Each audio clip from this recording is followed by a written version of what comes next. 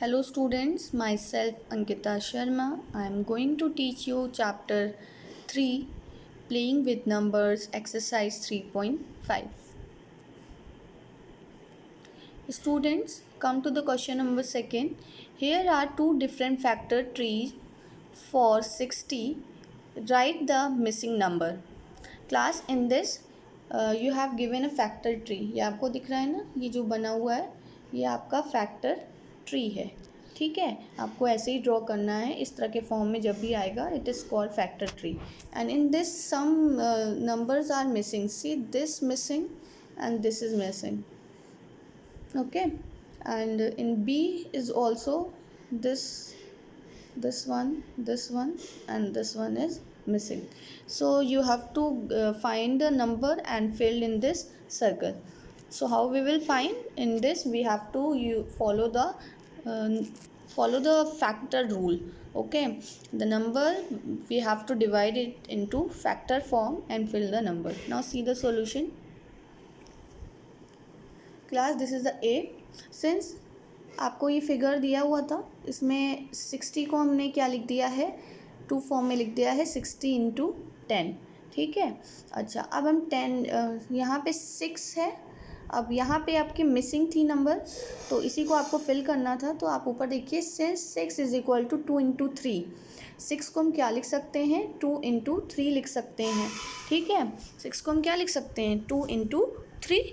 हम तो यहाँ पे हम इस वाले बॉक्स में 2 लिख देंगे और यहाँ पे क्या आ जाएगा 3, क्योंकि 6 को अगर हम फैक्टर फॉर्म में लिखें तो 2 3 जा 6 होता है. 2 भी फैक्टर है, 3 भी फैक्टर है 6 का. तो 6 के फैक्टर फॉर्म में क्या हो गया, 2 इंटू 3. ऐसे ही 10 का बताइए, 10 का हम क्या लिख सकते हैं. अब कोई अगर बच्चे के दिमाग में ये आ रहा है कि 10 को हम लिख सकते हैं 1 into 10, then don't do this student.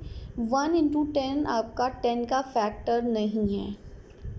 क्यों नहीं है, क्योंकि 1 हमारा क्या है, प्राइम नंबर नहीं है. आपने प्रीवियस पढ़ा है कि 1 is neither prime nor composite. So that means हम 10 को 1 इंटू 10 नहीं लिख सकते. किसी और फॉर्म में बताइए. तो हाँ, हम क्या लिख सकते हैं 10 को, 10 इज़ इक्वल टू 5 इंटू 2, यानी एक बॉक्स में 5 और एक बॉक्स में 2. क्लास, अगर कोई 2 इधर लिख दे रहा है और 5 इधर लिख दे रहा है तो कोई प्रॉब्लम नहीं है, वो भी सही है. ठीक है, बस क्या होना चाहिए, वो दोनों फैक्टर्स को मल्टीप्लाई करने पे 10 आना चाहिए. जैसे 5 इंटू 10 करने पे 10 आ रहा है, 2 इंटू 3 करने पे 6 आ रहा है. Now see the question number B. Yes, 60 को क्या लिखा गया है, 30 इंटू 2 ना, क्योंकि 32 जा 60 हम लिख सकते हैं. ओके, नाउ अब 30 को डिवाइड कीजिए. तो 30 को हम क्या लिख सकते हैं, 10 इंटू 3 लिख सकते हैं कि नहीं. बिल्कुल. तो ये क्या हो जाएगा, एक बॉक्स में 10 और एक बॉक्स में 3. अच्छा, ये फैक्टर ट्री जानते हैं कब तक चलता है, जब तक जितने भी बॉक्स में नंबर लास्ट में आ रहे हैं वो प्राइम ना हो जाए. प्राइम मीन्स उनके फैक्टर्स 2 ना हो, मतलब 2 ही रहें. जैसे अभी 10 है, 10 को हम और भी तोड़ सकते हैं ना. आगे क्या तो लिख सकते हैं, अभी प्रीवियस हम लोग लिखा है 5 इंटू 10, तो हमने 10 को क्या लिख दिया, 5 एक ब्रैकेट में 2, सॉरी 5 2 जा 10. अब 5 को हम तो 2 फॉर्म में ब्रेक कर सकते हैं, प्राइम फैक्टर्स के फॉर्म में नहीं कर सकते. क्यों, क्योंकि 5 ऑब्वियसली ऑलरेडी 5 क्या है, प्राइम है, और 2 भी क्या है, 2 भी आपका प्राइम है. चलिए नेक्स्ट देखते हैं. Which factors are not included in the prime factorization of the composite number? Class, हमने आपको बताया है प्राइम फैक्टराइजेशन में हम ऐसा कौन सा नंबर जो है एज अ फैक्टर के रूप में नहीं लिखते हैं. अभी मैंने प्रीवियस सेकंड क्वेश्चन में भी बताया है. Yes, 1 and the number itself, 1 और उस नंबर इटसेल्फ को हम कभी भी प्राइम फैक्टराइजेशन में फैक्टर्स के फॉर्म में नहीं लिखते हैं. ठीक है, जैसे कि प्रीवियस देखिए, यहाँ पे हमने 60 को क्या लिखा है, 2 फैक्टर्स के फॉर्म में लिखा है 30 इंटू 2. क्या 30 और 2 में से कोई भी नंबर 1 है, या कोई भी नंबर 60 है इटसेल्फ है, नहीं है. चलिए, तो सिंपल आंसर हो गया, 1 and number itself are not included in the prime factorization of a composite number. Student, this is the question number 5. You have to see it very carefully. Write the smallest 5-digit number and express it in the form of its prime factors. आपको 5 digit smallest number लिखना है. तो 5 digit smallest number क्या होता है बताइए? 1 and 4 times 0, that means 10,000. आपने 5 digit smallest number लिख दिया. अब इसको आपको प्राइम फैक्टर्स के फॉर्म में लिखना है. तो प्राइम फैक्टर्स के फॉर्म में लिखने के लिए आपको ये करना पड़ेगा, और ये क्या है? ये आपका प्राइम फैक्टराइजेशन है. क्लास, ये जो रेड लाइंस जो भी ड्रॉ हो रही हैं, इसको आप मत ड्रॉ करिएगा. ये मैं सिर्फ समझाने के लिए यूज़ कर रही हूँ पेन का. ठीक है, आप सिर्फ जो लिखा हुआ है इसमें वो सब आप लिखिएगा. ये रेड लाइन से जो भी मैं ड्रॉ कर रही हूँ वो अंडरलाइन मत करिएगा. ओके, नाउ चलिए अब हम इसको प्राइम फैक्टराइजेशन करते हैं. Prime factorization you are studying in previous class 5th also. चलिए एक बार और देख लेते हैं. तो 10,000 को सबसे पहले स्मॉलेस्ट नंबर से डिवाइड करेंगे, और स्मॉलेस्ट नंबर क्या है? 2. तो हमेशा स्मॉलेस्ट नंबर से हम करते हैं. तो 2 से डिवाइड कीजिए 10,000 को, वी गेट 5,000. तो 5 × 10 and 000. ना फिर 2 से डिवाइड करिए. तब तक 2 से डिवाइड करेंगे जब तक वो नंबर 2 से डिविजिबल हो. जब तक डिवाइड होता रहेगा तब तक हम 2 से ही डिवाइड करेंगे. तो फिर से 25,000 को हमने 2 से डिवाइड किया तो 2,500 आया. फिर 2 से डिवाइड करेंगे तो 1,250. फिर 2 से डिवाइड करेंगे तो 625. अब देखिए 625 जो है ऑड नंबर है, 2 से डिवाइड नहीं होगा, तो हम इसे 5 से डिवाइड करेंगे. 5 से डिवाइड करने पे 125 आएगा. फिर 5 से 125 को डिवाइड करेंगे तो 25 आएगा. फिर 5 से 25 को डिवाइड करेंगे तो 5 आएगा. और फिर 5 से 5 को डिवाइड करेंगे तो 1 आएगा. यानी it's prime factors are calculated as follow. Hence 10,000 can be express in terms of its prime factors as 10,000 is equal to, कितने टाइम्स 2 है यहाँ पे? 1 2 3 4 टाइम्स 2 एंड 4 टाइम्स 5. तो हम क्या लिखेंगे? 10,000 इज इक्वल टू 2 × 2 × 2 × 2 × 5 × 5 × 5 × 5. तो ये हमने क्या किया? हमने 5 डिजिट स्मॉलेस्ट नंबर को उसके प्राइम फैक्टर्स के मल्टीपल्स में लिख दिया. अब आप इन नंबर्स को मल्टीप्लाई करके देख लीजिए, आपका आंसर 10,000 ही आएगा.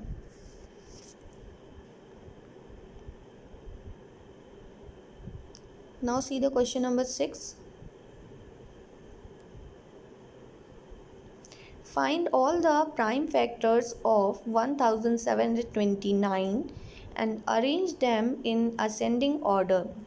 Now state the relation, if any, between the two consecutive prime factors.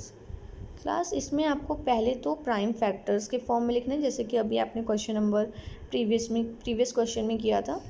उसके बाद you have to arrange the prime factors into ascending order. मतलब स्मॉलेस्ट टू ग्रेटेस्ट फॉर्म में आपको असेंडिंग ऑर्डर में उन नंबर्स को लिखना है, और उसके बाद उनके फैक्टर्स के बीच में रिलेशन निकालना है. तो इतना पहले आप डिटेल में नहीं कर सकते. पहले आप सबसे पहले क्या करेंगे? आप उस नंबर का प्राइम फैक्टराइजेशन करेंगे, जो कि यहाँ पे मैंने किया है. ठीक है, तो चलिए करते हैं. 1,729 को 7 से डिवाइड किया तो क्या आया? 247 आ गया. फिर 247 13 से डिवाइड करेंगे तो 19 आ जाएगा. और फिर 19 को 19 से डिवाइड करेंगे तो 1 आ जाएगा. तो प्राइम फैक्टर्स क्या आ गए 1,729 के? 7 × 13 × 19. अब इसको आप ये जो फैक्टर्स आए हैं 7 × 13 × 19, इसको आप असेंडिंग ऑर्डर में लिखेंगे. ठीक, तो असेंडिंग ऑर्डर में लिखा ही हुआ है पहले से. 7 भी सबसे छोटा है, फिर 13 एंड देन 19, यानी असेंडिंग ऑर्डर में ऑब्वियसली लिखा हुआ है. नाउ अब हमें क्या करना है? हमें देखना है कि 2 कॉन्जिक्यूटिव प्राइम फैक्टर्स के बीच में क्या रिलेशन है. तो 7 और 13 आपके पहले 2 प्राइम फैक्टर्स हैं. तो इनके रिलेशन देखिए कि 13 में से 7 माइनस कर रहे हैं तो 6 आ रहा है.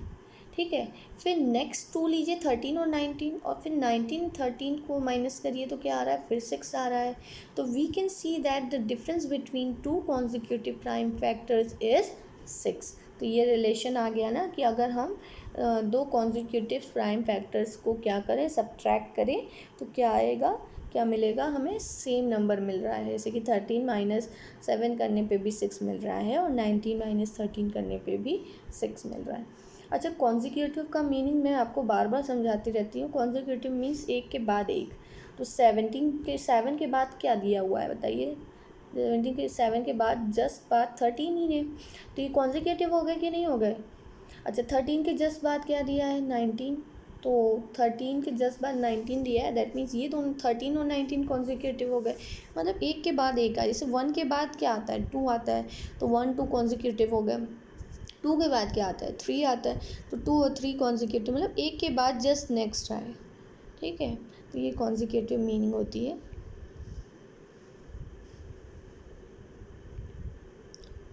Now see the question number 8. The sum of two consecutive odd numbers is divisible by 4. The sum of two consecutive odd numbers is divisible by 4. कह रहा है कि दो कॉन्जिक्यूटिव ऑड नंबर्स अगर हम लें और उनका ऐड करें तो वो हमेशा फोर्स के डिविजिबिलिटी रूल को फॉलो करता होगा। Verify this statement with the help of some example. इस स्टेटमेंट को वेरीफाई करिए कुछ एग्जाम्पल्स लेके। तो चलिए आप ही कोई एग्जाम्पल बताइए, कोई दो कॉन्जिक्यूटिव ऑड नंबर्स बताइए।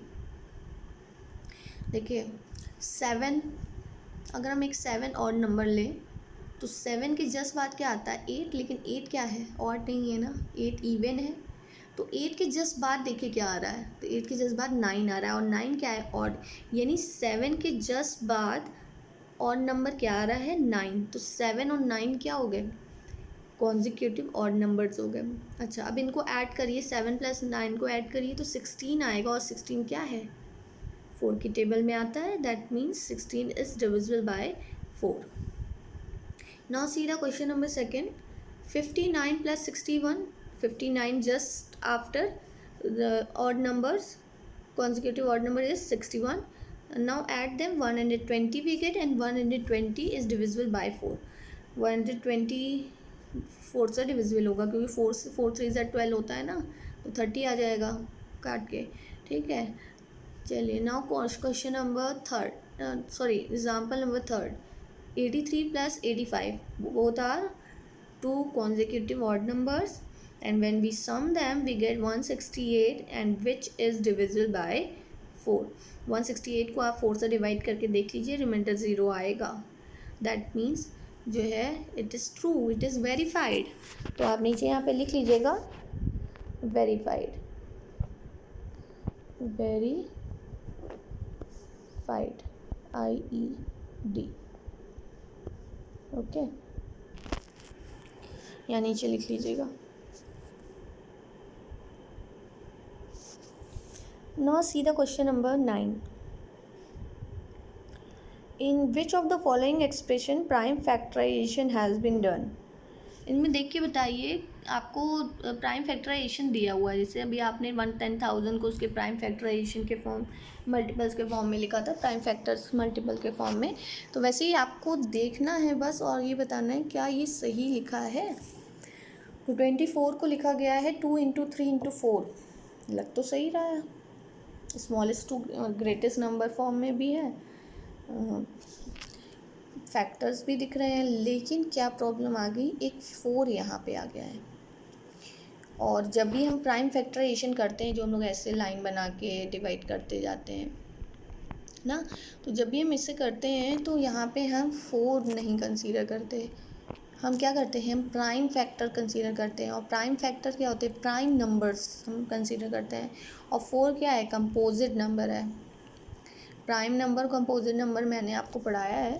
प्राइम नंबर मीन जिसके ओनली 2 फैक्टर्स हों, और कंपोजिट नंबर वो होते हैं इसके 3 फैक्टर्स होते हैं, 3 या मोर देन 3 होते हैं। तो 4 क्या है? 4 के 3 फैक्टर्स हैं, 1 2 and 4। Hence 4 is not a prime number.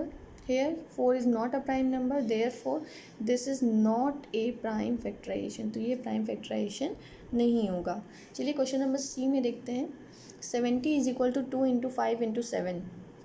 तो सॉल्यूशन क्या हो जाएगा? 70 = 2 × 17 = 70 = 2 × 5 × 7। अच्छा, अब इसे क्या करिए? चेक करिए, all the factors are prime और नॉट। 2 प्राइम है, यस, 5 भी प्राइम है, 7 भी प्राइम है। अच्छा, इनको मल्टीप्लाई करके देखिए 70 आ रहा है, 2 5 ज़ा 10, 10 7 ज़ा 70, यस आ रहा है। तो इसका मतलब therefore this is a prime factorization of 70।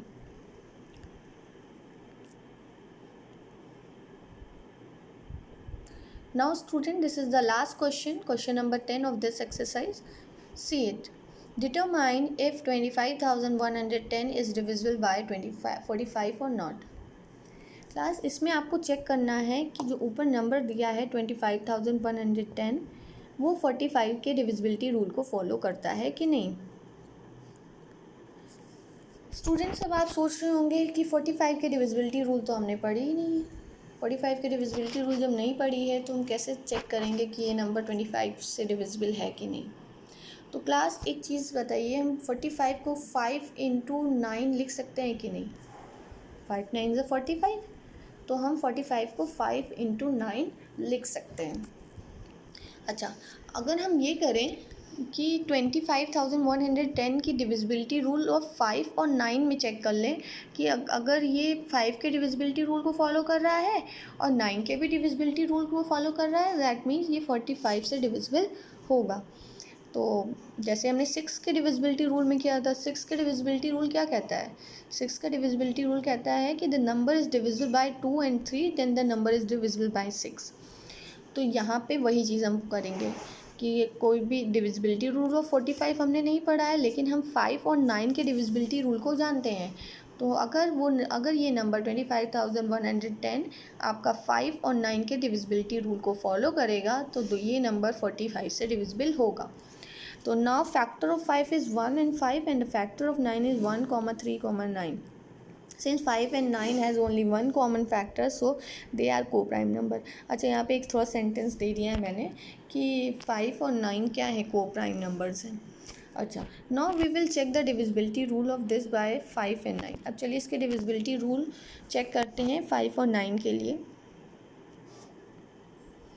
To check the divisibility rule by 5, as the ones place of the number this 25,110 is 0, so it is divisible by 5। Class, ये जो नंबर है इसमें लास्ट डिजिट क्या है? 0। तो 0 है, इसका मतलब ये नंबर डिविजिबिलिटी रूल ऑफ 5 को फॉलो कर रहा है, क्योंकि डिविजिबिलिटी रूल ऑफ 5 क्या कहता है कि इसकी लास्ट डिजिट क्या होनी चाहिए? 0 और 5 होनी चाहिए। तो यानी ये 5 के डिविजिबिलिटी रूल को फॉलो कर रहा है। चलिए अब 9 के डिविजिबिलिटी रूल को चेक कर देते हैं। तो sum of the all digits of number 25,110 is 2 + 5 + 1 + 1 + 0 = 9। तो 9 आ गया और 9 से डिविजिबल होगा। So which is divisible by 9. So the number 25,110 is divisible by both 5 and 9। तो देखिए ये नंबर क्या है, 5 और 9 दोनों के डिविजिबिलिटी रूल को फॉलो कर रहा है, इसलिए हम क्या कहेंगे कि it is also divisible by 45। तो ये नंबर 45 से भी डिविजिबल होगा। Now class, this exercise is completed. In next we will